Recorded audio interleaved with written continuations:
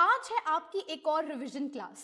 इस हफ्ते में हमने बहुत कुछ पढ़ा है और अब टाइम है हमारी वर्कशीट्स को करने का। तो चलिए एक एक करके अपने चैप्टर्स की एक्सरसाइज को डिस्कस करते हैं और देखते हैं कि कैसे हमें इन वर्कशीट्स को कंप्लीट करना है। हम चैप्टर टू चैप्टर वाइज अपने रिवीजन को कंटिन्यू करेंगे।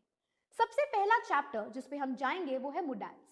तो आपने मोडाल्स के बारे में सीखा है, बहुत सारे मोडाल्स आप ऑलरेडी पढ़ चुके हैं, जैसे कि can, could, may, might, all of that.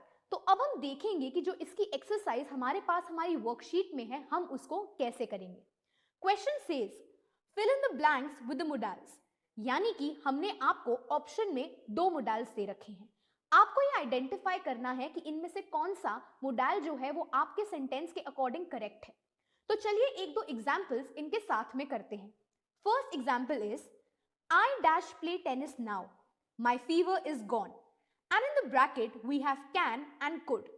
तो इसमें जो modal fit बैठता है that is I can play tennis now, my fever is gone।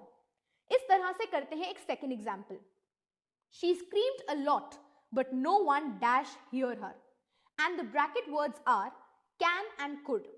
इसमें जो सही fit बैठता है वो है word could। She screamed a lot but no one could hear her।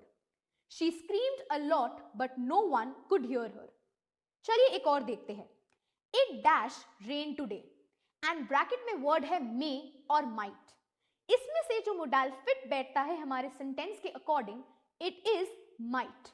It might rain today, यानी कि रेन होने की संभावनाएं हैं, यानी कि उसकी एक प्रोबेबिलिटी है।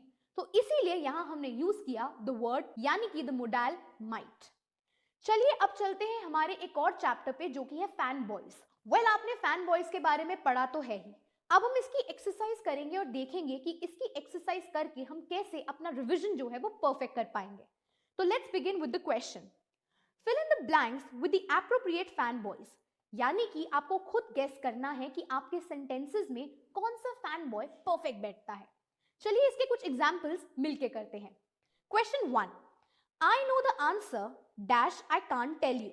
मुझे आंसर पता है डैश मैं बता नहीं सकता।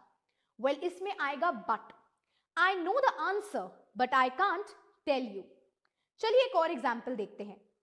Should we go by train dash take the bus, यानी कि क्या हमें ट्रेन से जाना चाहिए डैश बस से। यानी कि यहां मेरे पास दो ऑप्शंस हैं, तो मैं जो फैन बॉय यूज करूंगी वो है और। The sentence become should we go by train और टेक द बस, यानी कि क्या मुझे ट्रेन से जाना चाहिए या फिर मुझे बस लेनी चाहिए। तो ये था आपका तरीका एक फैन बॉयज के क्वेश्चन को करने का। आपको अपनी एक्सरसाइज को इसी तरह से करना है और प्रिडिक्ट करना है कि कौन सा वो फैन बॉय है जो आपके सेंटेंस में परफेक्टली बैठता है। अब हम डिस्कस करेंगे एक और चैप्टर जो कि है एडजेक्टिव। हम जानते हैं कि एडजेक्टिव हमारे नाउन को अच्छे से डिस्क्राइब करता है, यानी कि हमारे नाउन की विशेषताएं बताता है। तो चलिए देखते हैं कि एडजेक्टिव की एक्सरसाइज में हमें क्या करना है। The question says underline the adjective in each sentence, यानी कि हर सेंटेंस में मुझे एडजेक्टिव को अंडरलाइन करना है। चलिए इसके एग्जांपल देखते हैं। First, that was a hilarious play, यानी कि मेरा प्ले कैसा था, हिलेरियस। तो यहां पे मेरा एडजेक्टिव होगा हिलेरियस और हम कर देंगे इसको अंडरलाइन। ऐसे ही देखते हैं एक और example which says my mentor was very encouraging, यानी कि मेरे मेंटर एनकरेजिंग थे। तो encouraging becomes my adjective here, तो मैं कर दूंगी उसको अंडरलाइन। तो आप देख सकते हैं कि एडजेक्टिव की एक्सरसाइज भी कितनी आसान थी और आप कैसे हर सेंटेंस को पढ़ के ये आइडेंटिफाई कर सकते हैं कि वो क्या चीज है जो आपके नाउन को और बेहतर तरीके से डिफाइन कर रही है, और वही आपका एडजेक्टिव है। चलिए चलते हैं एक और चैप्टर पे जो कि है एडवर्ब्स। हम जानते हैं कि एडवर्ब्स हमारे वर्ब को यानी कि हमारी क्रिया को और बेहतरीन तरीके से डिफाइन करते हैं। तो जो इसका क्वेश्चन है वो कुछ ऐसा है, fill in the blanks with appropriate adverbs from the box, यानी कि आपको एक बॉक्स में अन्य एडवर्ब्स दे रखे हैं। आपको अपने सारे सेंटेंसेस को पढ़ना है और ये आइडेंटिफाई करना है कि कौन से सेंटेंसेस में कौन सा एडवर्ब परफेक्ट बैठता है। चलिए एक दो एग्जाम्पल मिलके करते हैं। पहला है fans dash cheered the winning team। fans dash cheered for the winning team।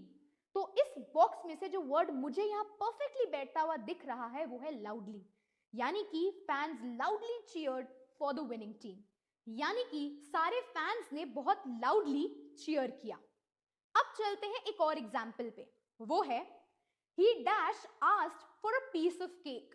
इसमें जो एडवर्ब बिल्कुल सही बैठता है बॉक्स में से वो है politely. He politely asked for a piece of cake. तो आप ऐसे ही सारे एडवर्ब्स को बॉक्स में पढ़ के आइडेंटिफाई कर सकते हैं कि कौन से सेंटेंस में कौन सा एडवर्ब वो है जो परफेक्ट बैठता है। Let's move on to an another chapter that is active and passive voice. हम सीख चुके हैं कि कैसे हम हमारे सेंटेंस को एक्टिव से पैसिव में ले जाते हैं, कैसे हमें बस सब्जेक्ट को ऑब्जेक्ट की जगह लाना होता है और ऑब्जेक्ट को सब्जेक्ट की जगह, और फिर हमें ये देखना होता है कि कौन सा फॉर्म ऑफ बी है ताकि हम हमारे सेंटेंस का जो टेंस है वो डिफाइन कर सके। तो अब चलिए इनके क्वेश्चंस को करते हैं। इस क्वेश्चन में हमें करना है change the following active sentences to passive, यानी कि मेरे सेंटेंसेस जो है वो एक्टिव वॉइस में है, मुझे उनको पैसिव में लेके जाना है। चलिए इसके एग्जांपल्स मिलके करते हैं। First, she will take a photograph. A photograph will be taken by her. यहां पर मैंने अपने सब्जेक्ट को अपने ऑब्जेक्ट से रिप्लेस किया और ऑब्जेक्ट को अपने सब्जेक्ट से, और फिर टेंस डिफाइन करके अपने सेंटेंस को पूरा परफेक्ट बना दिया। That is a photograph will be taken by her. अब आते हैं अगले एग्जाम्पल पे। They are baking a cake. A cake is being baked by them. कितना सिंपल है एक सेंटेंस को ट्रांसफॉर्म करना फ्रॉम एक्टिव टू पैसिव। ऐसे ही आपको अपने सारे सेंटेंसेस को पढ़ना है और उन्हें ट्रांसफॉर्म करना है। अब आते हैं इस वर्कशीट के लास्ट चैप्टर पे जो कि है फेविकॉल वर्ड्स। जो वर्ड्स हमारे दो सेंटेंसेस को एक साथ जोड़ते हैं, हम यहाँ हम उन वर्ड्स की बात करने वाले हैं। तो चलिए देखते हैं कि इसके क्वेश्चन को हमें कैसे परफॉर्म करना है।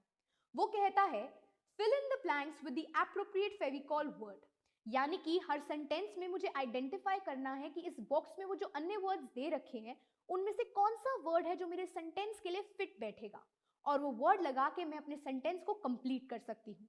तो चलिए एक से दो एग्जाम्पल्स मिलके करते हैं ताकि हम समझ पाएं कि हमें इस क्वेश्चन को कैसे करना है। Question 1, she is dash the restaurant. यहां पर जो वर्ड फिट बैठता है that is eight.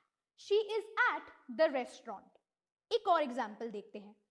Come and sit dash the chair quietly, यानी कि come and sit on the chair quietly। तो यहां पर on is the word जो perfect बैठता है। Pick one dash the box, pick one from the box। तो यही मैं सेंटेंस को पढ़ के आइडेंटिफाई कर सकती हूं कि कौन सा वो पर्टिकुलर वर्ड है या कौन सा वो पर्टिकुलर फेविकॉल वर्ड है जो मेरे सेंटेंस में फिट बैठता है। तो जाइए और अपनी वर्कशीट के हर क्वेश्चन को अच्छे से कीजिए, अपनी वीडियोस को दोबारा देखिए, अपने नोट्स को रेफर करें ताकि आपका रिवीजन डन हो और आप अपनी सारी वर्कशीट्स को परफेक्टली कंप्लीट कर पाएं।